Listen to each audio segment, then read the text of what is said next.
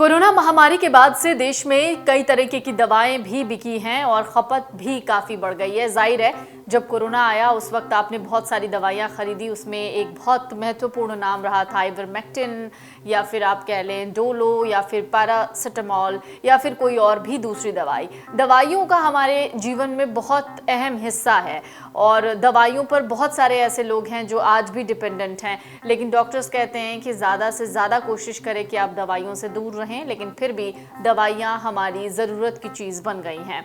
लेकिन इनमें कई सारी मेडिसिन ऐसी भी हैं जो लोग बिना डॉक्टरों की सलाह के लेते हैं और ये दवाएं कैंसर जैसी गंभीर बीमारी दे सकती हैं।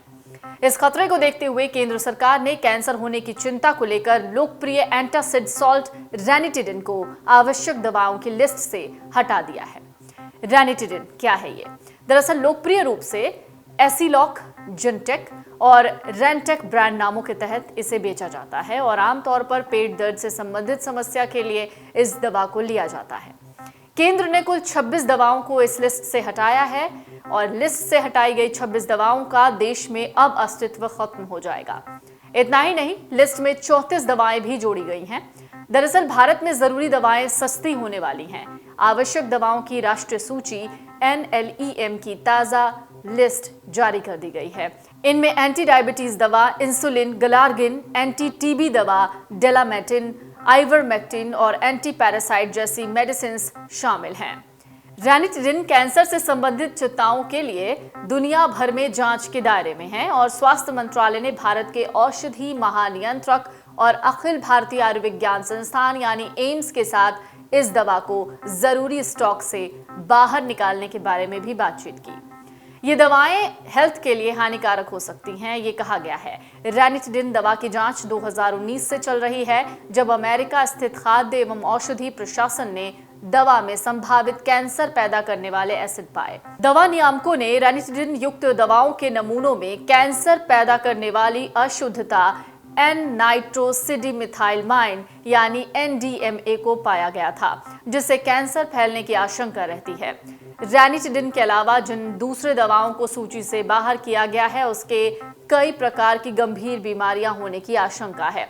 इनमें कई दवाएं ऐसी हैं जिनकी बहुत ज्यादा खपत है यानी बिक्री होती है।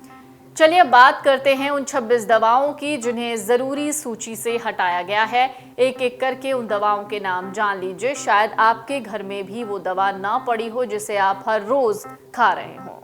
वो दवाएं हैं alteplase, atenolol, bleaching powder, capreomycin, cetrimide, chlorpheniramine, diloxanide furoate, dimercaprol, erythromycin, ethinyl estradiol, ethinyl estradiol A, norethisterone B, ganciclovir, kanamycin, lamivudine A plus nevirapine B plus stavudine C, leflunomide, methyldopa, nicotinamide, pegylated interferon alpha 2A, pegylated interferon alpha 2B, pentamidine, prilocaine A plus lignocaine B, procarbazine, ranitidine, rifabutin, stavudine A plus lamivudine B, sucralfate और सफेद petrolatum.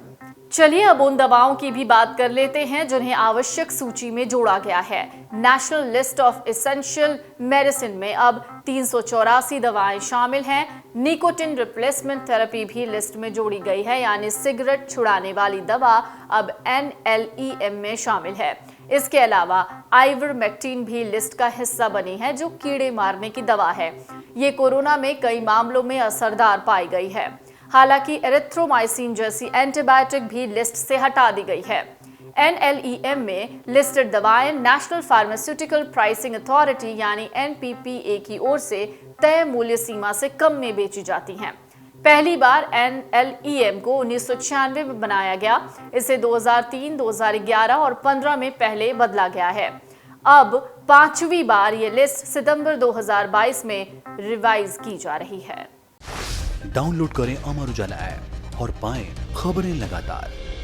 अगर आप ये video YouTube पर देख रहे हैं तो हमारे चैनल को सब्सक्राइब करें और बेल आइकन को दबाना ना भूलें। अगर आप Facebook पर ये वीडियो देख रहे हैं तो हमारे पेज को लाइक करें।